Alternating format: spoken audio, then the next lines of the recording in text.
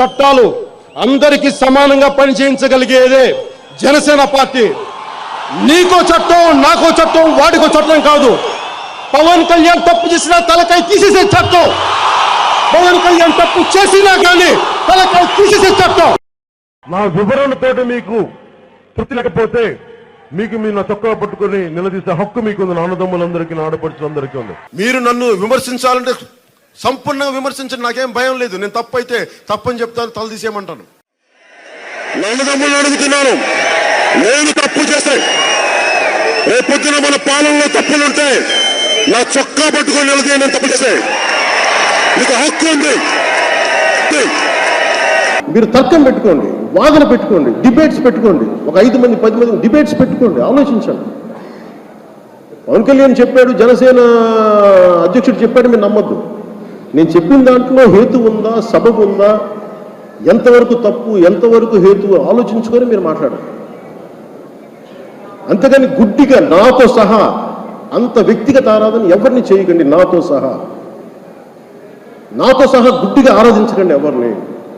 నేను మంచి అయితే మంచిని పెట్టండి, నేను తప్పు అయితే ఖచ్చితంగా నువ్వు తప్పు చేస్తున్నావు అంటే సరిదిద్దుకుంటాం. అదే కదా ప్రజాస్వామ్యం అంటే. బాబాసాహెబ్ అంబేద్కర్ ఇచ్చిన రాజ్యాంగం ఉంది మనకి. మీకు సర్వ హక్కులు ఉన్నాయి.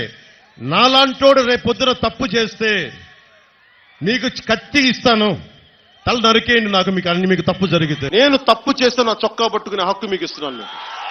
తప్పు చేస్తే అలాగే నాలాంటి వాడు కూడా తప్పులు చేసిన అధ్యక్ష, చాలా నిస్సందేహంగా నాలాంటి వాడిని కూడా శిక్షించాలి అధ్యక్ష. అలాంటి బలమైన సంకేతం ప్రజలకు పంపించాలి అధ్యక్ష. If there is an attack on Sanatana Dharma, this so-called big wigs of in every way, every area, and every domain, they want to be politically right.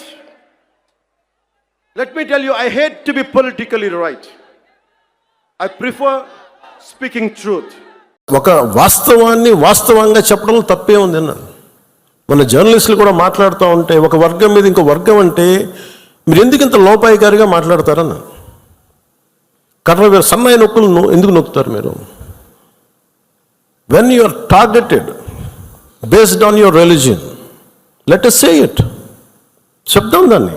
అంటే మీరు నాతో సహా ప్రతి రాజకీయ నాయకుడిని కూడా మీరు శల్య పరీక్షలు పెట్టాలి. యువత శల్య పరీక్ష మీరు పెట్టాలి.